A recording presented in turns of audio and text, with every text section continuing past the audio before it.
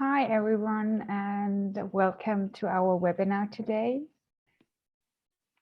I would say we're going to start now. I'm sure some more people are going to join. My name is Natalie, and I will support Vlado in this webinar and translate to German. Also auch nochmal an alle deutschsprachigen Gäste hier. Herzlich willkommen zu unserem Webinar heute zum Thema von der Abholzung zum Schutz, Wälder in Europa. Wir starten jetzt einfach mal und ich bin mir sicher, dass noch einige andere Leute dazu stoßen werden. Und mein Name ist Natalie, genau, ich werde Vlado jetzt unterstützen und das Webinar auf Deutsch übersetzen.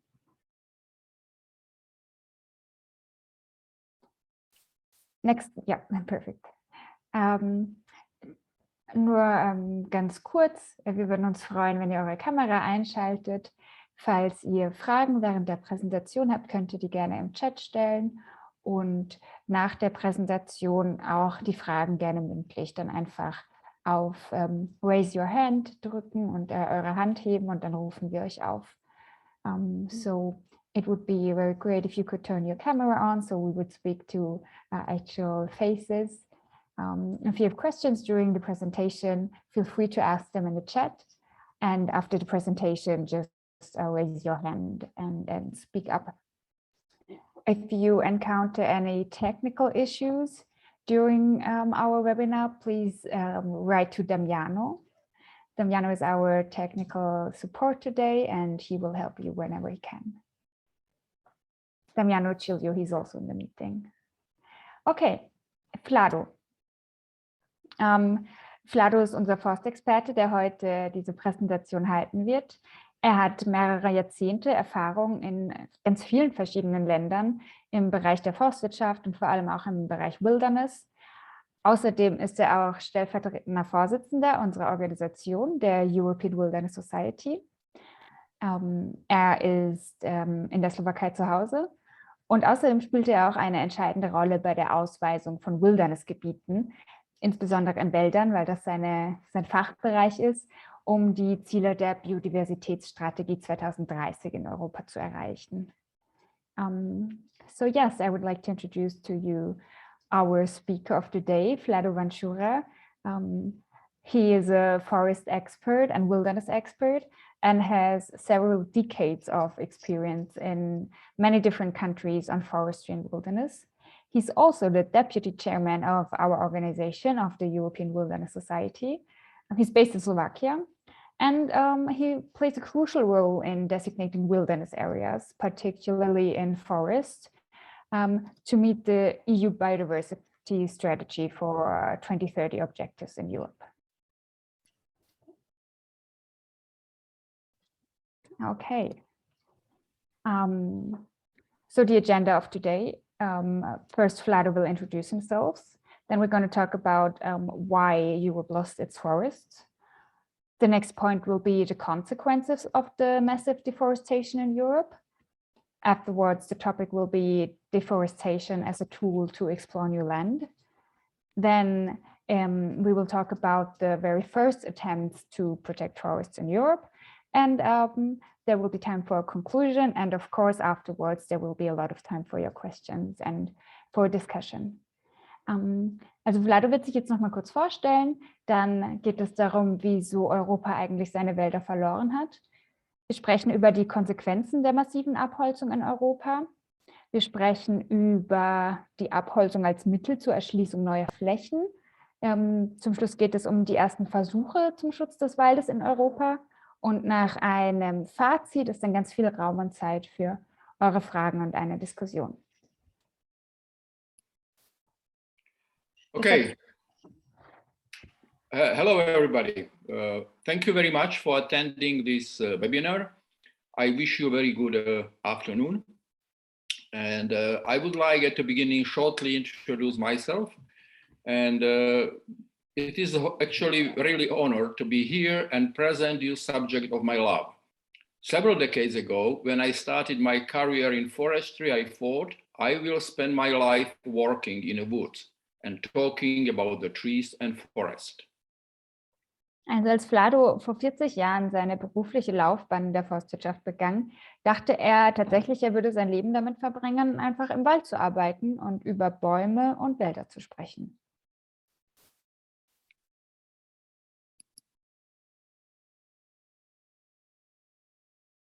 I never dreamed, actually, that I would one day be focusing on forest from the perspective of forest use over the last 2000 years. Er hätte sich nie träumen lassen, dass er eines Tages sich mit dem Wandel des Waldes in den letzten 2000 Jahren beschäftigen würde.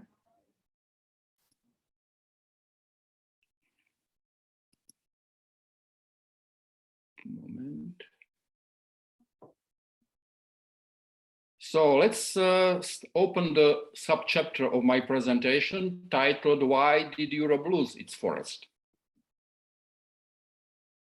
Lasst uns also darüber sprechen, wieso Europa seine Wälder verloren hat. More than half of Europe's forest has disappeared over the last 6,000 years because of man's demand for agricultural land use and use of wood as a source of the fuel.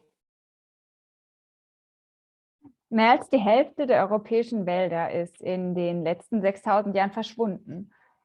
Und das wegen des hohen menschlichen Bedarfs an landwirtschaftlichen Flächen, aber auch des Bedarfs an Holz als Brennstoffquelle. I think something is going wrong with my system. Moment, just a second.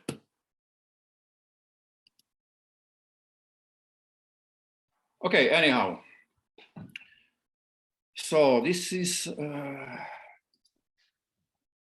So in the last 2000 years of this period, of intensive man-made forest clearing happened, which can be distinguished in a two significant periods. The first one lasted from about 500 to about 800 years ago, and the second phase from 1100 to about 1300 years ago. In den letzten 2000 Jahren lassen sich dann zwei Perioden unterscheiden, in denen die Menschen intensive Waldrodungen verursacht haben. Die erste Periode dauerte von etwa 500 bis 800 und die zweite von 1100 bis etwa 1300. I would like to tell you basically just two simple stories which illustrate this process in forest destruction in Europe. The first one is a titled Charcoal Story. Vlado möchte uns jetzt zwei Geschichten erzählen, die die Geschichte von Wäldern in Europa sehr gut darstellen. Die erste ist die Geschichte der Holzkohle. Charcoal production has a very significant impact on European forest. Dramatic increase of the charcoal use was especially during the Iron Age, when charcoal was needed for iron melting, glass making, and producing of the precious metals. Needs of the charcoals for centuries caused that extensive forest has been logged out. Die Holzkohleproduktion hatte einen sehr großen Einfluss auf die europäischen Wälder. Während der Eisenzeit war ein dramatischer Anstieg des Holzkohleverbrauchs zu verzeichnen, da Holzkohle für die Eisenverhüttung, die Glasherstellung und die Produktion von Edelmetallen benötigt wurde. Und dieser jahrhundertelange große Bedarf an Holzkohle führte letztendlich dazu, dass Wälder in großem Umfang abgeholzt wurden. Second story I would like to quickly share with you is a Ice Age story linked to the forest destruction in the European context. The Little Ice Age was a period of bitter winter and mild summers that affected Europe in the North and North America between the 14th to 19th centuries. This was a time of the very dramatic deforestation because of climate change. Die zweite Geschichte, die Vlado uns jetzt erzählen möchte, ist die Geschichte der kleinen Eiszeit.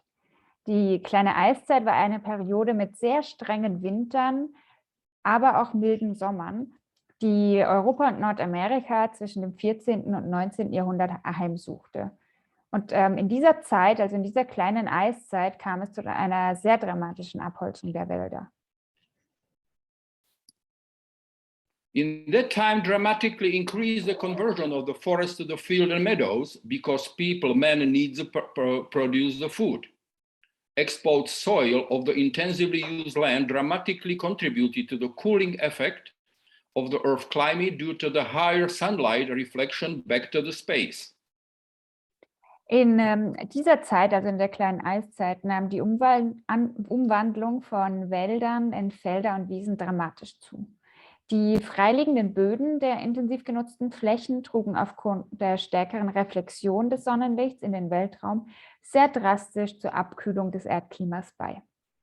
These two aspects shortly described, charcoal producing and the short climate change, dramatically increase the conversion, dramatically contributed, dramatically caused the intensive forest and deforestation process in the context of Europe. Und diese zwei kleinen Geschichten, die Vlado gerade erzählt hat, also die Geschichte der Holzkohle und dieser kleinen Eiszeit, haben dann sehr, sehr stark zur Abholzung der Wälder in Europa geführt. The loss of the forest continues until now. Just one figure to illustrate the current trend. According to satellite data, the loss of EU forests increased by 69% in a period from 2016 to 2018, compared with the period between 2011 and 2015. Das Waldsterben geht weiter, auch bis heute. Das ist nur eine kleine Zahl, um den aktuellen Trend zu verdeutlichen.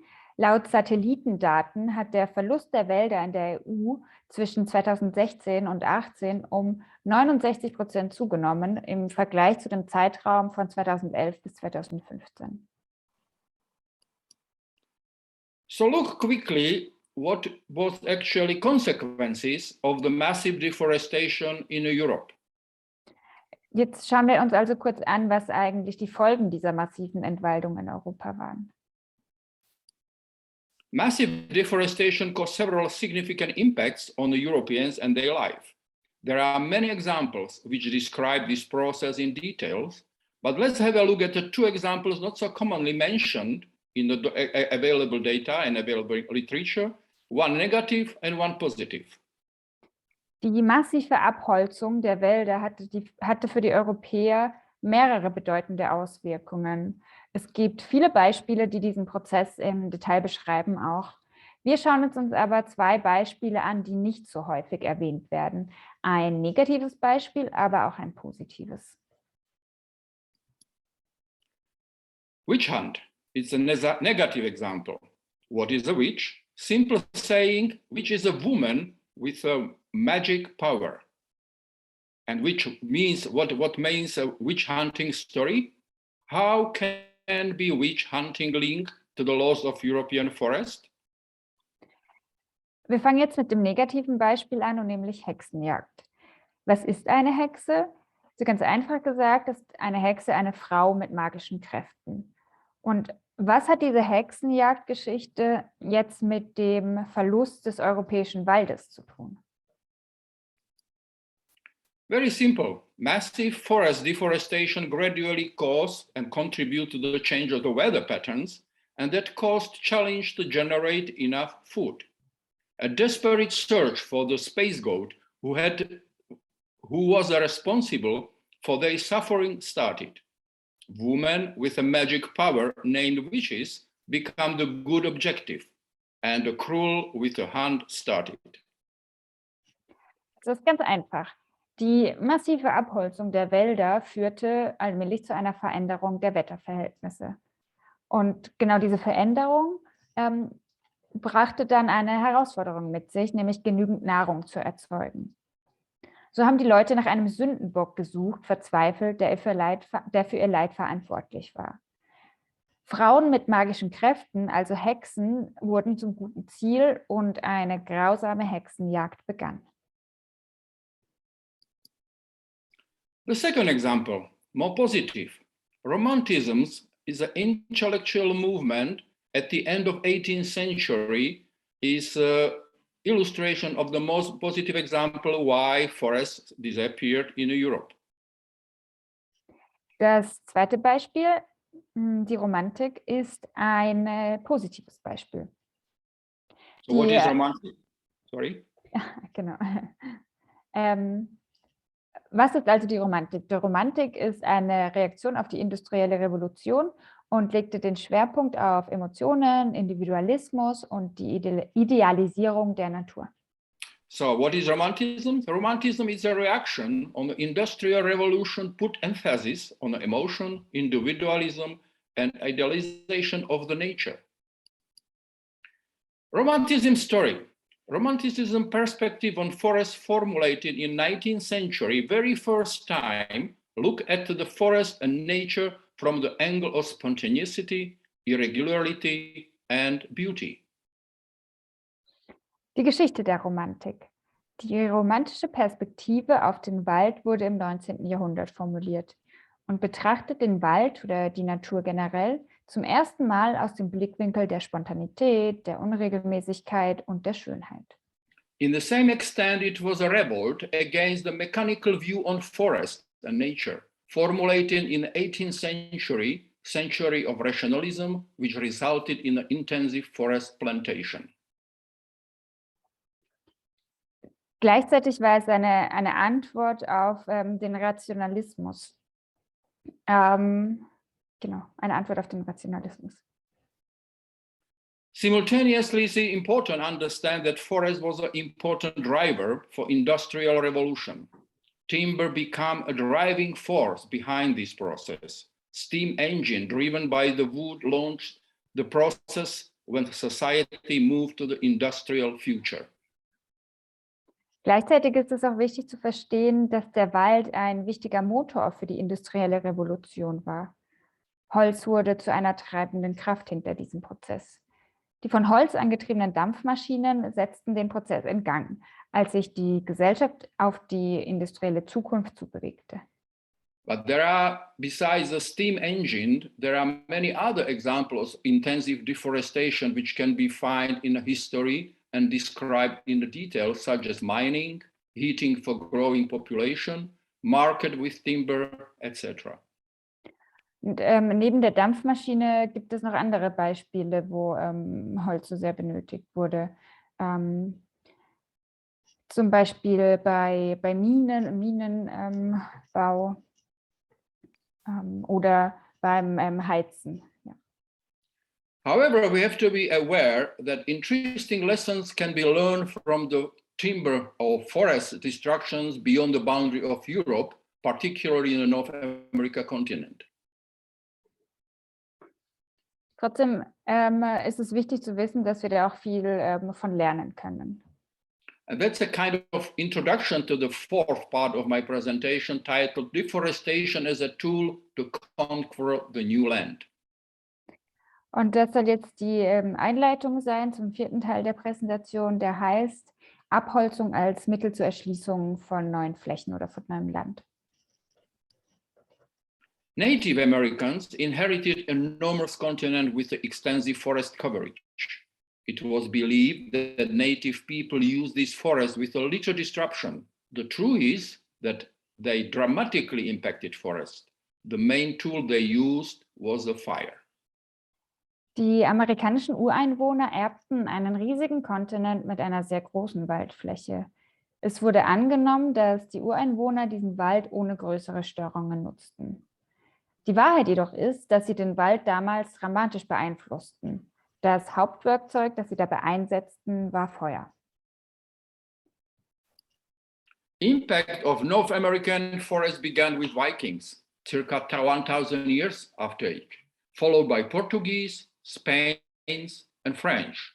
Each exploration wave was accompanied with a massive deforestation, which happened particularly in the western part of continent during 16th and 17th century. Der Einfluss auf die Wälder Nordamerikas begann mit den Wikingern um 1000 nach Christus. Danach kamen die Portugiesen, Spanier und Franzosen. Jede dieser Entdeckungswellen ging mit einer massiven Abholzung einher, die vor allem im westlichen Teil des Kontinents im 16. und 17. Jahrhundert stattfand.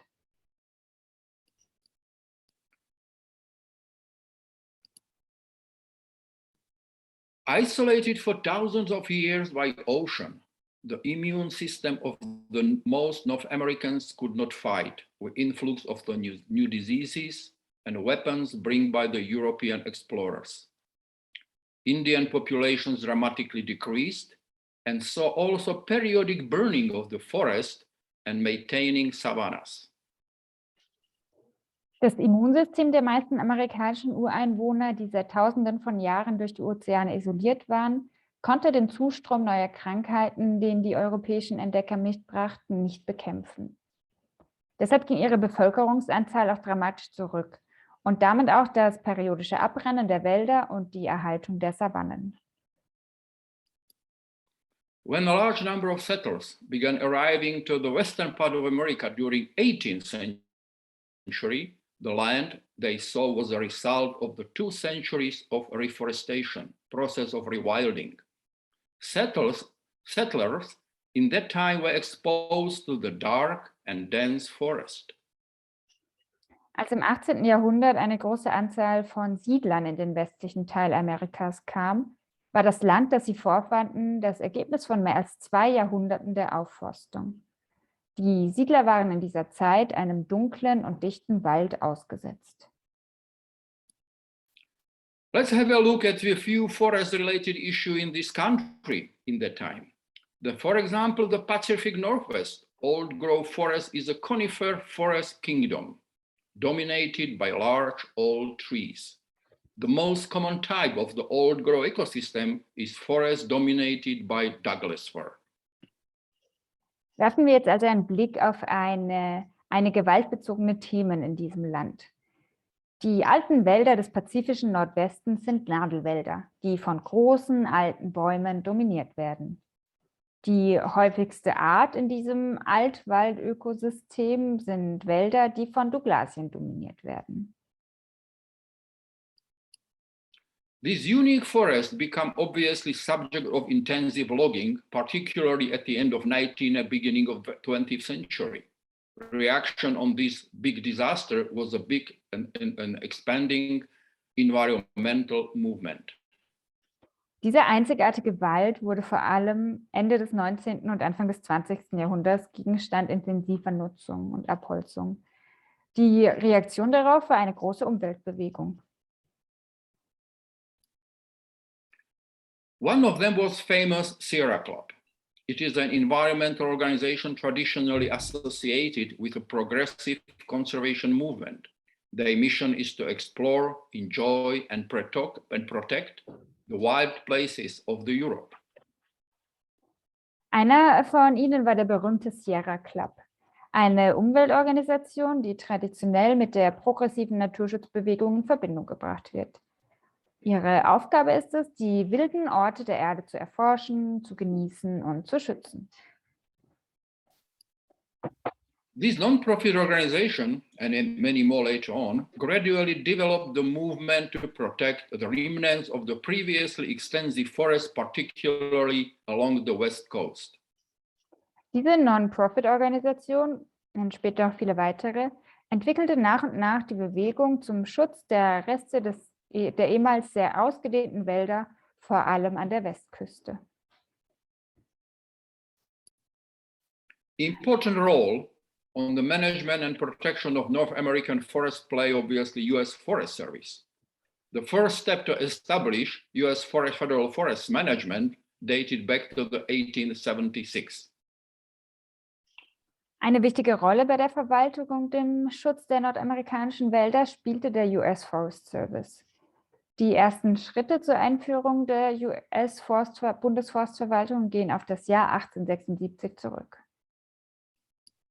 Forest Service, as we know it today, was established by Congress in 1905 to provide quality water and timber for the northern benefit. Since the beginning, the important mandate of this government agency was protecting land against the overgrazing. Der Forest Service, wie wir ihn heute kennen, wurde 1905 vom Kongress gegründet, um die Nation mit hochwertigem Wasser und Holz zu versorgen. Von Anfang an bestand die wichtigste Aufgabe dieser Regierungsbehörde darin, das Land vor Überweidung zu schützen. Forest Service is currently focusing on three major aspects: controlling and combining fire, protecting fish and game, but also providing public recreation. Der US Forest Service konzentriert sich zurzeit auf drei wichtige Aspekte. Zuerst die Kontrolle und die Bekämpfung von Waldbränden, der Schutz von Fisch und Wild und dann die Bereitstellung öffentlicher Erholungsmöglichkeiten. We can see that actually besides protecting the forest, important priority of this organization is providing service of people needs. Und wir können jetzt sehen, dass diese Organisation nicht nur das Ziel des Schutzes des Waldes hat, sondern dass ihre Aufgabe es auch ist, öffentliche Erholungsmöglichkeiten zu Very special part of US forest is expanding over the Alaska. This forest is known as a boreal forest. Species with a commercial value include white spruce, quoken aspen, or paper birch. These trees together with the black spruce, balsam poplar, and larch build up this unique forest. Ein ganz besonderer Teil der amerikanischen Wälder breitet sich über Alaska aus. Dieser Wald ist als borealer Wald bekannt. Zu den Arten mit kommerziellem Wert dort gehören Weißfichten, Zitterpappeln und Papierbirken.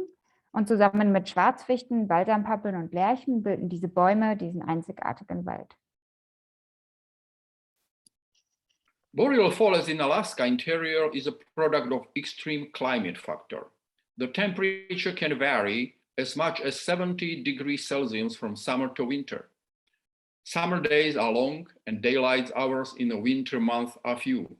Slow, short growing period cause the trees to have the tight grow rings, making the wood prices so strength and delicate beauty. Der boreale Wald im Inneren Alaskas ist das Ergebnis extremer klimatischer Faktoren. Die Temperaturen können zwischen Sommer und Winter um bis zu 70 Grad Celsius schwanken. Die Sommertage sind lang und die Tageslichtstunden in den Wintermonaten sind gering. Langsame, kurze Wachstumsperioden bewirken, dass die Bäume sehr dichte Jahresringe haben, wodurch das Holz wegen seiner Stärke und zarten Schönheit geschätzt wird. One of them is the Tongass National Forest, stretching along the Alaska southern coast is the largest and very heavily logged national forest in the United States. As we can see also from this corner United States, the forest and deforestation, so well known also in Europe, is popping up again and again and again.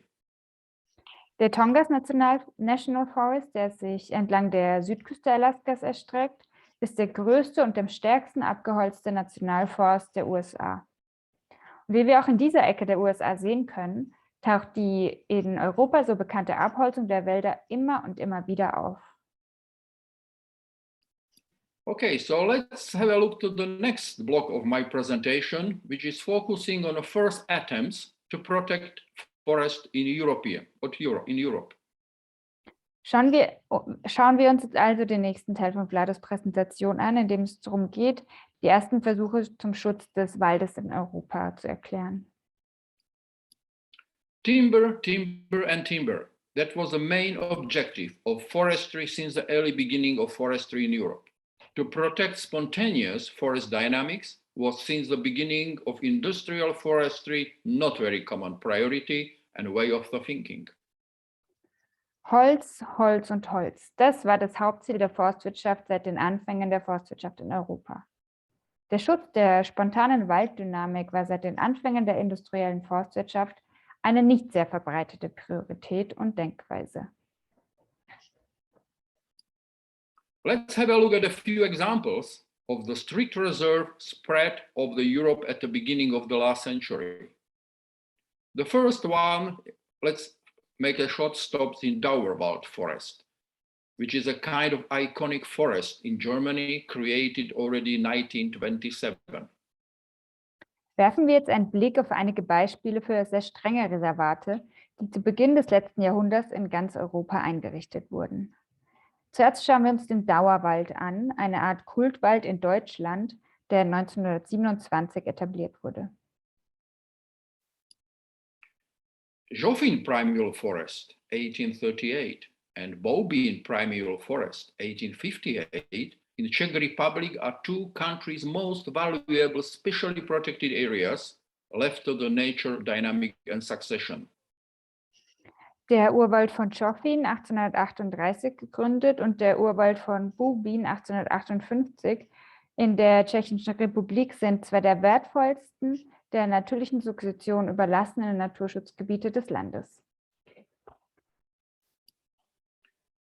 These areas provide evidence of the gradually developed concept from the idea celebrating beauties and nature of nature to nature-friendly forest management. Diese Gebiete zeugen von den allmählich entwickelten Konzepten, von der Idee, die Schönheit der Natur zu feiern, bis zur naturfreundlichen Waldbewirtschaftung. Another beautiful remnants of the original forest can be found in Demenele Reserve, 1935, located in Retezat National Park, Romania, which is currently also part of Retezat Wilderness.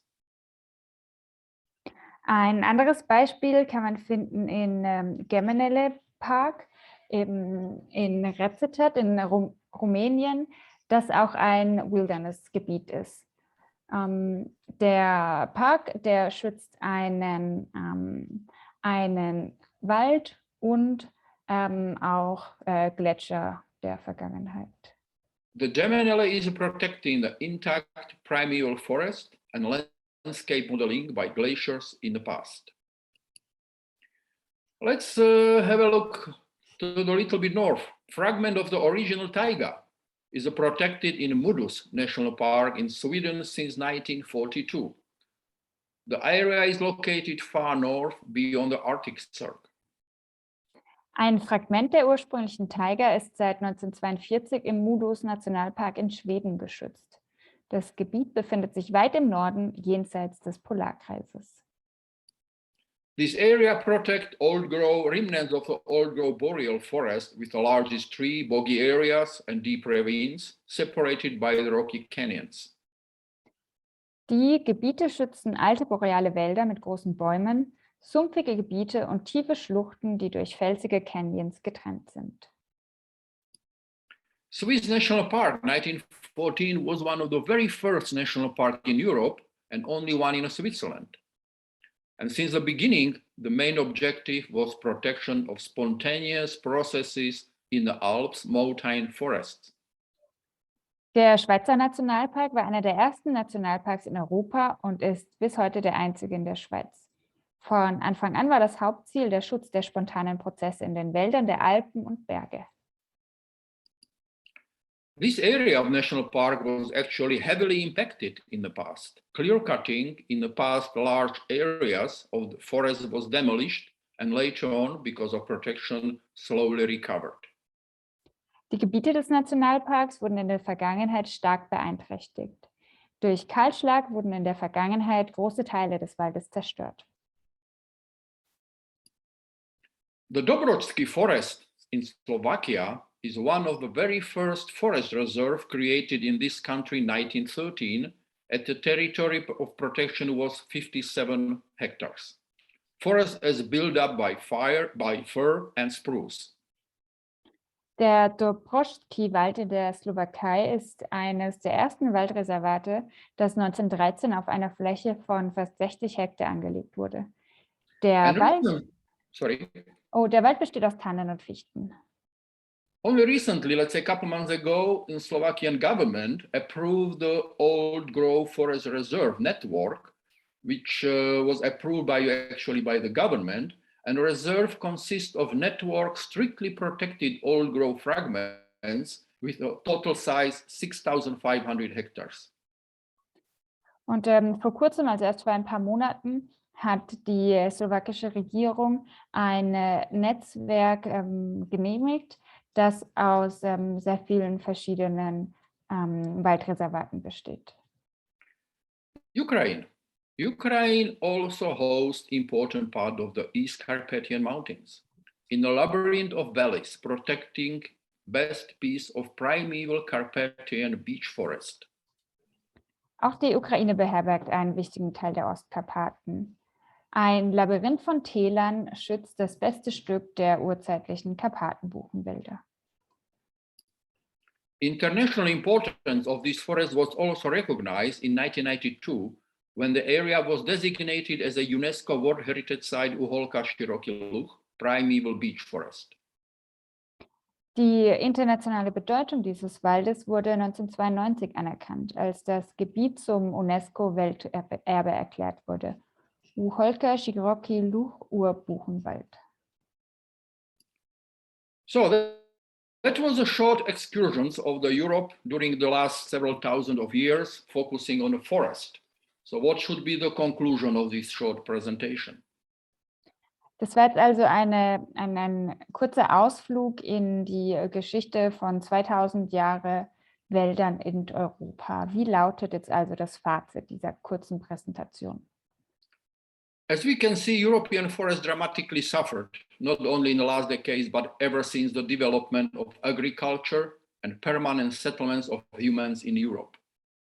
Wie wir sehen können, haben die europäischen Wälder nicht nur in den letzten Jahrzehnten, sondern seit der Entwicklung der Landwirtschaft und der dauerhaften Ansiedlung von Menschen in Europa dramatisch gelitten. However, it seems that humans still didn't find a way to coexist with the forest on a long-term basis. Trotzdem scheint es so, als dass Menschen immer noch keinen Weg gefunden haben, wie sie langfristig mit Wäldern koexistieren können. The truth is that the main objective of the forestry is still to produce timber for the human use. Die Wahrheit ist, dass das Hauptziel der Forstwirtschaft immer noch die Produktion von Holz ist für die Nutzung des Menschen. As we can see, European forests dramatically suffered, not only in the last decades, but ever since the human pop up on the scene. Wie wir sehen können, haben die europäischen Wälder nicht nur in den letzten Jahrzehnten dramatisch gelitten, sondern seit der Mensch auf der Bildfläche erschienen ist. Nowadays, a forest very much becomes a subject of the business and is running by principle of business.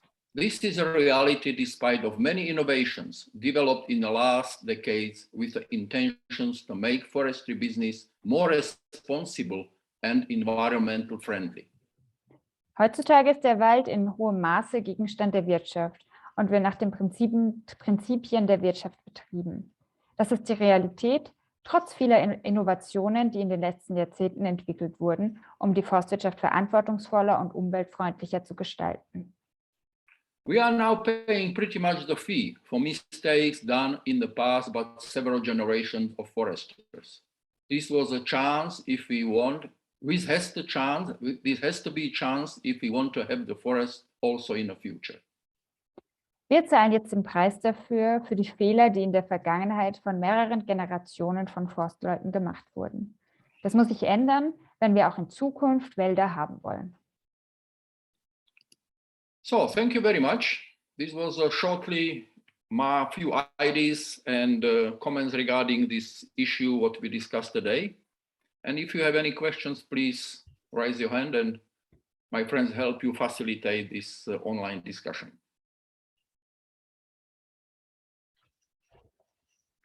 Yes, Mirta, please. Hi, can you hear me? Hi, yes, we can. Hey. Yes, hello. Hello. My name is Mirta, and I have actually two questions. So the first one is regarding the definition of a forest. And I was wondering if there is a common, generally accepted definition of what a forest is. So if we know, if we can define where a forest begins and where a forest ends, for example.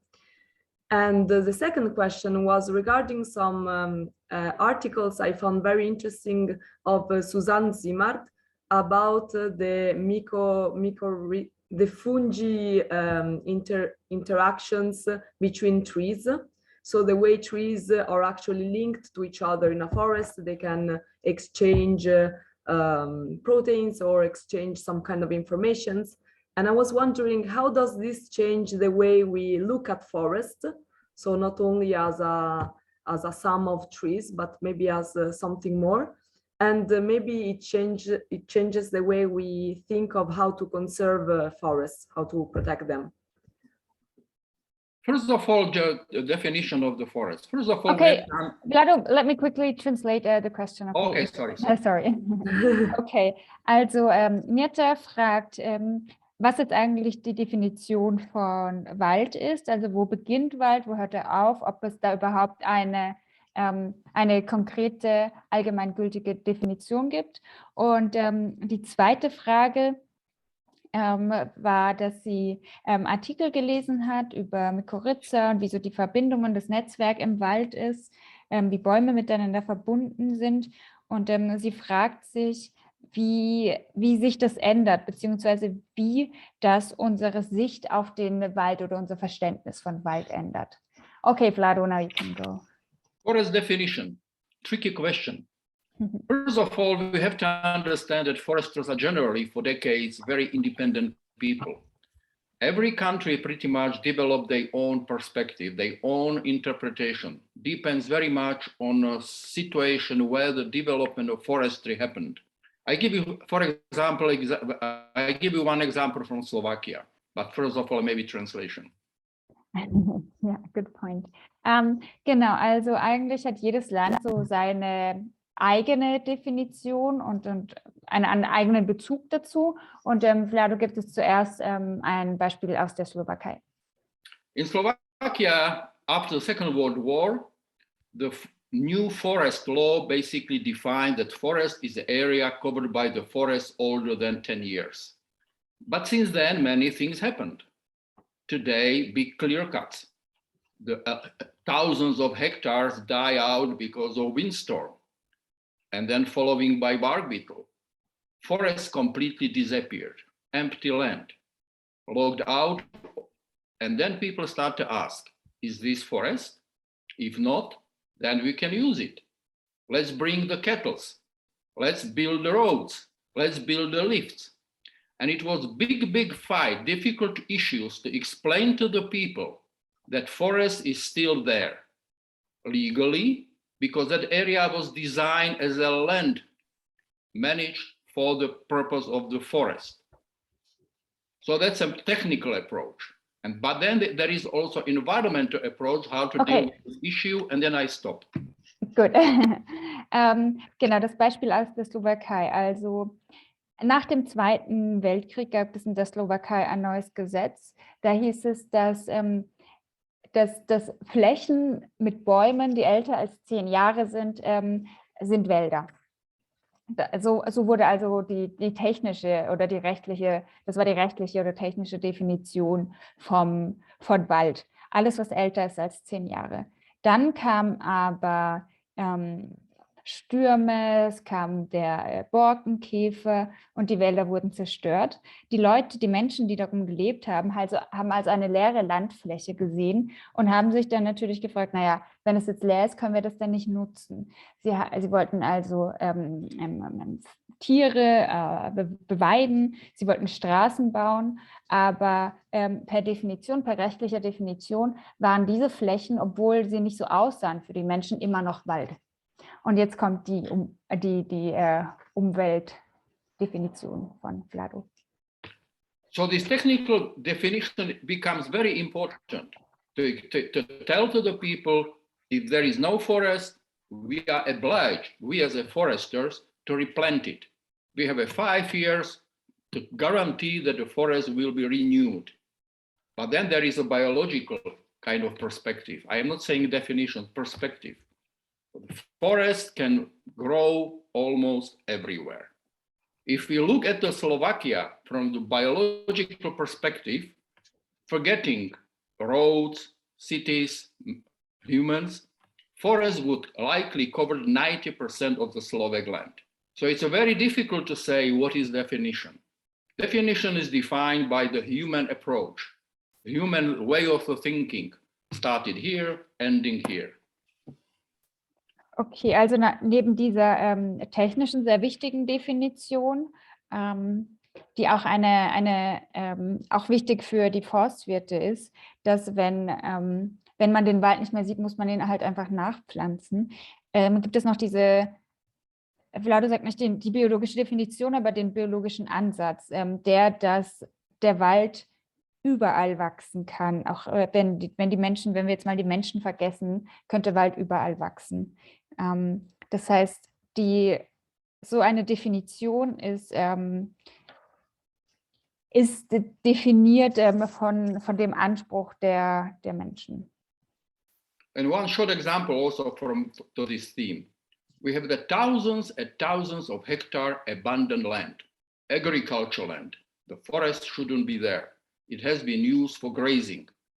However, because society changed in the last 3 decades, this land is abandoned. People simply moved out. And the meadows starts to spontaneously change without any human impact. Nobody planted. Mother Nature comes back and forest starts to grow. Legally, it is not forest, but biologically, it is forest. It's already 20 years old, nice, young forest. Und wenn wir jetzt vielleicht nochmal eine andere Perspektive betrachten, Weiden, die eine Kulturlandschaft sind und vernachlässigt wurden, wo eigentlich nie Wald war und die auch per Definition oder nie technisch oder rechtlich als Wald bezeichnet wurden, werden jetzt zum Wald, weil die Menschen diese Weiden verlassen und sie nicht mehr bewirtschaften und Mutter Natur quasi wieder zurückkommt und diese einnimmt. Let's go to the second subject, second question you asked, inside interaction and communications of the forest. Okay, weiter zur zweiten Frage, wo sie nach der Kommunikation innerhalb des Waldes oder zwischen den Bäumen gefragt hat. First of all, we have to understand that forest is not consist of trees only. It is a biome. It is a very complex system. Also wir müssen zuerst verstehen, dass Wald nicht nur aus Bäumen besteht, sondern aus viel mehr und dass es ein komplexes System ist. We already know that trees communicate among themselves. Wir wissen schon, dass dass die Bäume untereinander kommunizieren, das wissen wir. It is very obvious that any kind of human activity, especially logging, is a strong impact interactions to the existing forest ecosystem. Und es ist auch ganz klar, dass jegliche menschliche Aktivität einen großen Einfluss auf das Waldökosystem hat. Trees communicate. Be careful, something going happened. We are getting lost our ground. Same happen if the storm coming up or bark beetle, and they start to react, communicate, share these informations, not in a way as we humans are used, but using the roots, using the odors, using different tools. Also Wälder oder Bäume kommunizieren auf jeden Fall miteinander und warnen sich, wenn zum Beispiel der Sturm kommt oder Borkenkäferbefall. That's actually one of the main aspects behind shifting of nature conservation regarding the forest, moving from protection of the single trees to the ecosystems complex, including the disturbances, including the broken trees, etc. Das ist tatsächlich auch ein sehr, sehr wichtiger Schritt, wenn man über den Schutz des Waldes redet, also wegzugehen von wir schützen nur Bäume und einfach viel größer zu denken, wir schützen das komplette Ökosystem. I am not sure if I covered your questions because both are quite complex, but I try to do my best. Yes, definitely. Thank you very much. Okay, also Fragen gut beantwortet, super. Is there any other comments? There is no necessary to ask questions, but if you have your comments, maybe sharing your experience, how it is going in your country. Hey, Jolanta would like to say something, right? Hi, Jolanta. Hello. Hi. Hello. Can you hear me? Yes. Yes.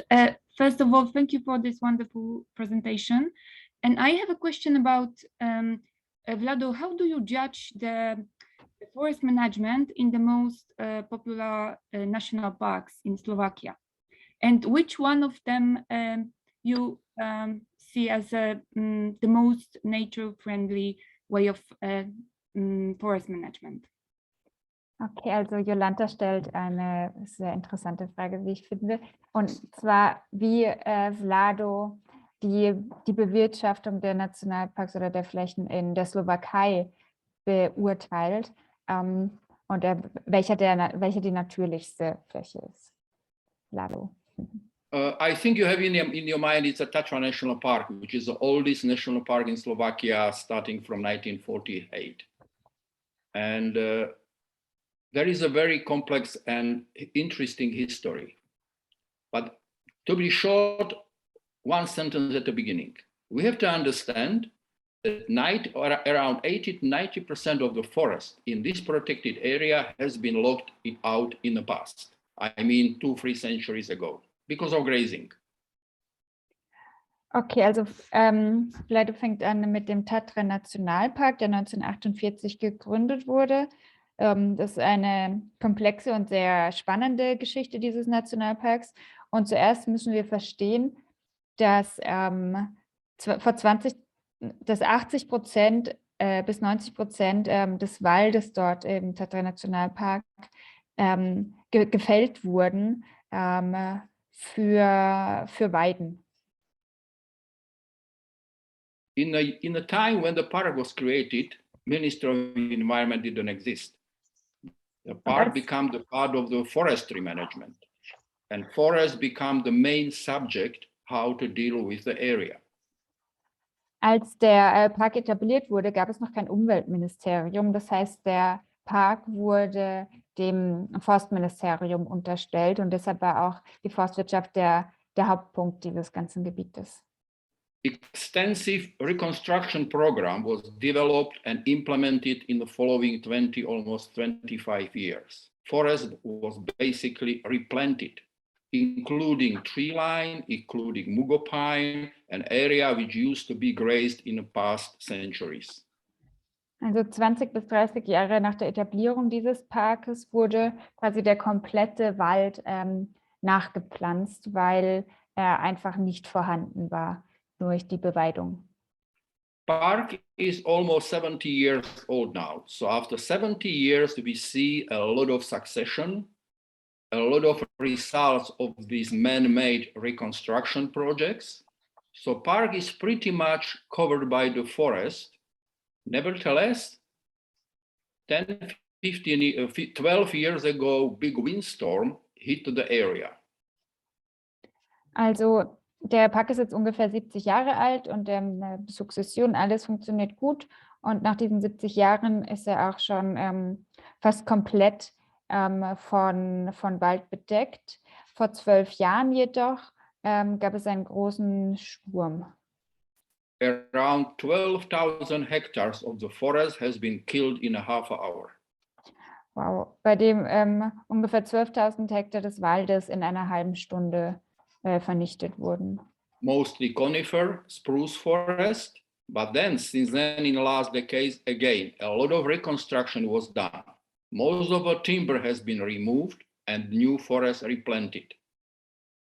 Und auch da wurde wieder aufgeräumt und nachgepflanzt, sodass also der zerstörte Wald nachgepflanzt. Nevertheless, because of this new wilderness movement and in the interest of the local NGOs, some part of this damaged or impacted area has been removed from the active forest management and just leave it for Mother Nature. That means timber has been left over and nobody walked there, no tractor, no motor chain. Als Teil der Wilderness-Bewegung wurde jedoch ein Teil dieses zerstörten Waldes einfach so gelassen und da wurde nichts nachgepflanzt. Da liegt das Totholz also einfach noch so rum und da darf kein Traktor reinfahren und da gibt es keine menschliche Aktivität. So now we have actually unique examples. Area which has been actively replanted, timber moved and replanted by the man, but next part of valley, it's a lift of the mother spontaneous recovery. And we can see the different dynamics, which is all again huge lessons what we can learn from this process. Das heißt, da hat man dann tatsächlich diese zwei Extreme nebeneinander, also einmal die Flächen, wo aktiv wieder gepflanzt wurden nach dem Sturm auch, und aber im nächsten Tal auch die Fläche, wo die einfach der Spontanität überlassen wird. Und da kann man tolle Vergleiche ziehen. So forest management is still playing very critical role in the overall management of this protected area. However, we have to understand that forest is covering about 60% of the park territory. Another 40% is the area pretty much above the tree line, rocks, alpine meadows, etc. Okay, also die Waldwirtschaft spielt immer noch eine sehr, sehr große oder wichtige Rolle in diesem Park. Trotzdem sind auch nur 60% der Fläche von Wald bedeckt und 40% sind oberhalb der Baumgrenze. So at the end, it's good to highlight that actually current effort of the park management, but also local NGO, it's to increase the size of the area without any human impact. There are areas open for visitors following the official marked trails, but they don't want to let Mother Nature help. Yeah, they don't want to help to the map, just to see how Mother Nature is going to react by themselves. Even in these difficult conditions, what we are now facing on because of climate change, because of air pollution, etc., etc. And we see that these processes started already, and they are much, much faster than biologists predicted 20 years ago. Also es gibt tatsächlich Bestrebungen von dem Parkmanagement, aber auch von lokalen NGOs, die Fläche, wo nichts gemacht wird, zu erweitern. Gleichzeitig gibt es im Park natürlich auch Flächen mit markierten Wegen für ganz viele Besucher. Und was spannend ist zu sehen, ist, dass die Flächen, wo nichts aktiv gemacht wird, dass die sich viel, viel schneller erholen, als es von den Biologen vor einer Weile vorausgesagt wurde. I'm not sure if I fully answer your questions, but if you have any additional or your comments, please go ahead. Yes, that was the right answer, I guess. Thank you. Okay, thank you. Okay, are there any other questions or remarks?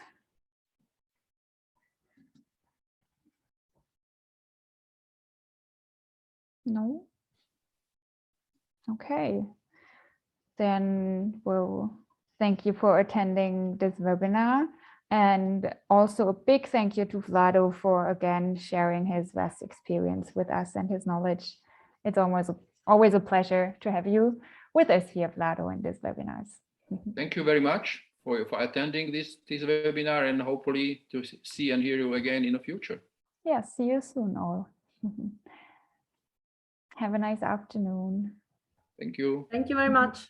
Thank you. Bye-bye. Ciao.